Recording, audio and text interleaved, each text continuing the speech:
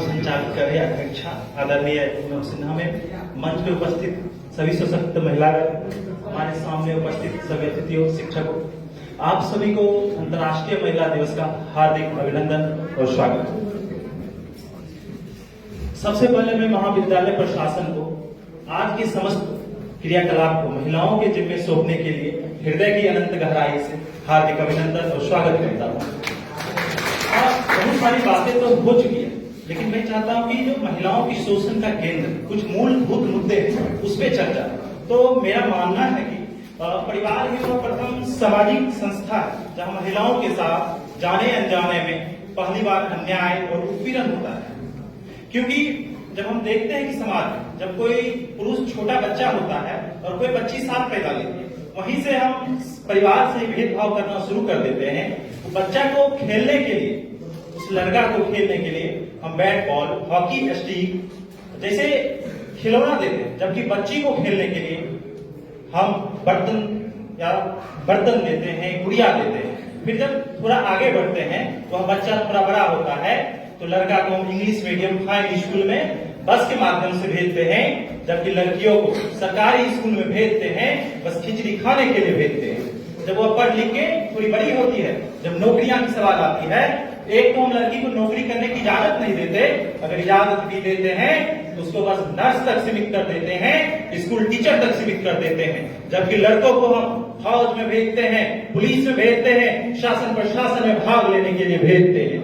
मेरा मानना है कि हमारा समाज महिलाओं के श्रम का कभी सराहना नहीं करता, कभी उसको उचित मेहनताना नहीं देता। कहा जाता है कि भारत एक कृषि प्रधान देश है, उसमें किसान की तो बात होती है, यकीनन उनकी दशा बहुत दयनीय है, लेकिन जो महिला किसान, महिला मजदूर हैं, उसकी कभी चर्चा नहीं होती। उनकी मेहनताना को हम जिंदगी में ऐड नहीं करते। अगर कोई पुरुष मजदूर है, खेत में काम कर रहा है, तो उसको 8 घंटे का मेहनताना 800 रुपया हम देते हैं, लेकिन जो किसी महिला मजदूर होती है उसको 200 रुपया, 300 रुपया देके यहीं तक सीमित कर देते हैं। इसके बाद जो है हम महिलाओं के घरेलू श्रम का भी सम्मान नहीं करते। हमारा समाज, विशेष तौर पर पुरुष समाज, माफी के साथ कहना चाहता हूँ, विशेष तौर पर पुरुष समाज महिलाओं के श्रम का सम्मान नहीं करता।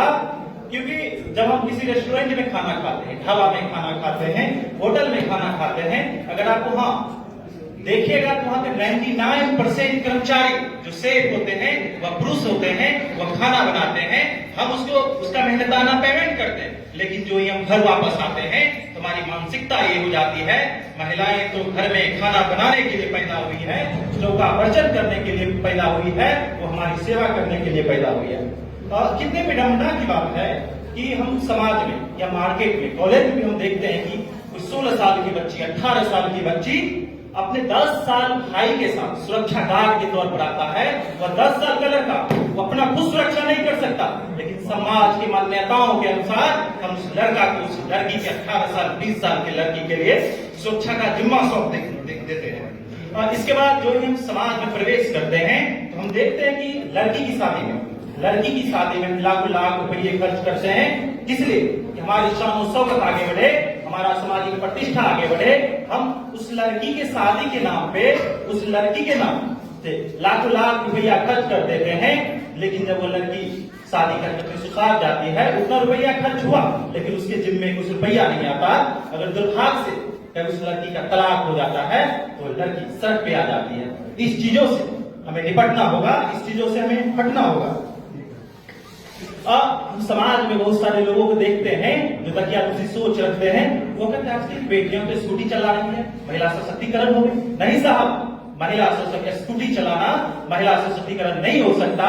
महिला सशक्तिकरण तभी होगी जब देश की बेटियां, बहनें शासन प्रशासन में आगे बढ़े, देश चलाए, जहां चलाए, तब वो आगे हो सकती है।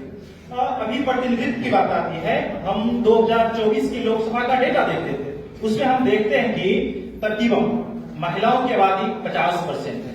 जब 2024 के लोकसभा की महिला वोटिंग प्रतिशत देखते हैं तो महिलाओं की प्रतिशत 65.72% है, 65.72% है। जबकि संसद में आप महिलाओं की प्रतिनिधि देखिएगा, मात्र 543 में मात्र 74 महिलाएं आदि आबादी का प्रतिनिधित्व कर रही है।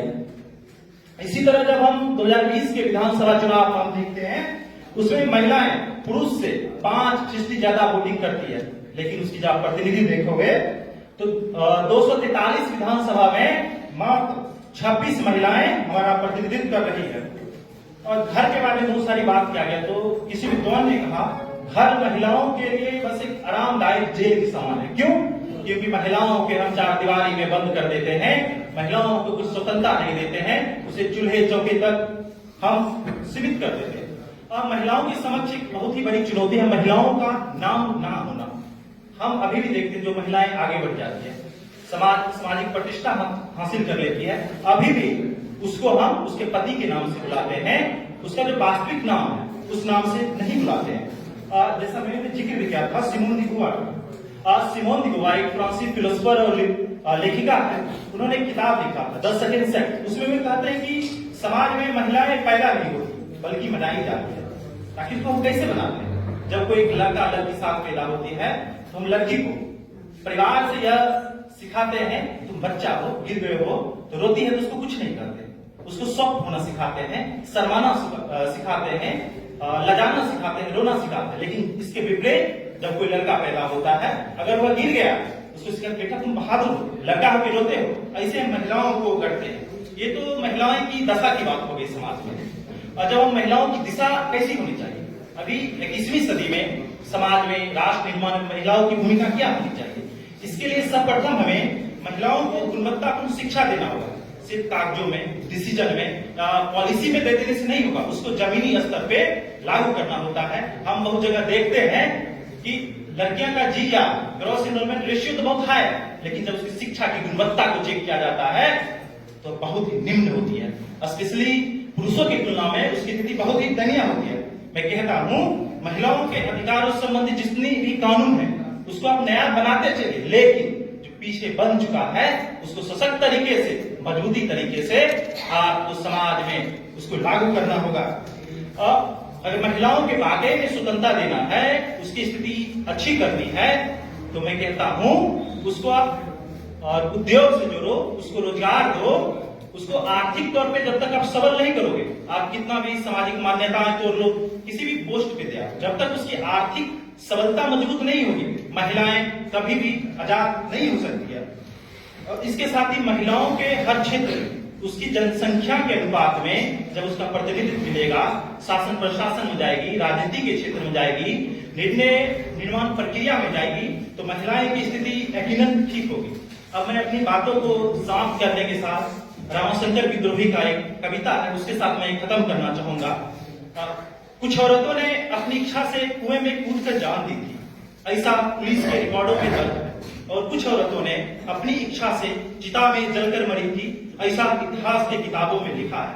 मैं कभी हूं, करता हूं, क्या जल्दी है, मैं एक दिन पुलिस और पुरोहित दोनों को औरतों की अदालत में तलब कर दूंगा, बीच के सारे अदालतों को मनसूख कर दूंगा, मैं उन दावों को भी मनसूख कर दूंगा जिसे श्रीमानों ने बच्चों औरतों के खिलाफ पेश किया है, मैं उन डिग्रियों को निरस्त कर दूंगा जिसे फौजे तुलवा लेके चलते हैं, मैं उन वसीयतों को खारिज कर दूंगा जिसे दुर्बल ने उज्जवल के नाम किया है, और मैं उन औरतों को जिसने अपनी इच्छा से कुएं में कूदकर और चिता में जलकर मरी थी फिर से जिंदा करूंगा, उसका बयान को दोबारा कलमबंद करूंगा। क्यों?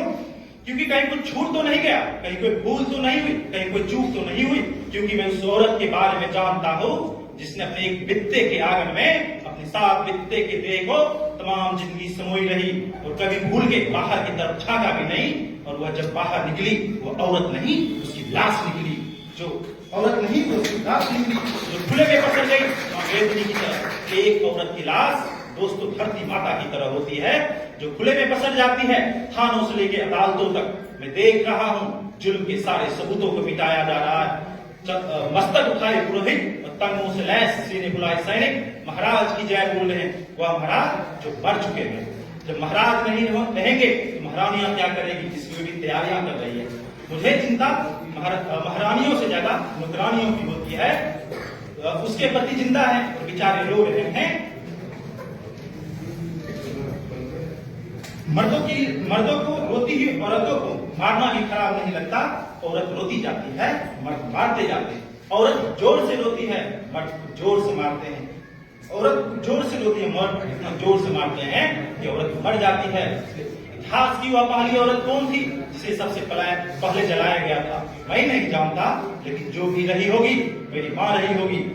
लेकिन मेरी ये चिंता है, भविष्य की आखिरी औरत कौन होगी जिसे सबसे अंत में जलाया जाएगा, मारा जाएगा? मैं नहीं जानता, लेकिन जो भी रही होगी, जो भी होगी, मेरी बेटी होगी, मेरी बहन होगी, और मैं ऐसा होने नहीं दूंगा। बहुत बहुत धन्यवाद।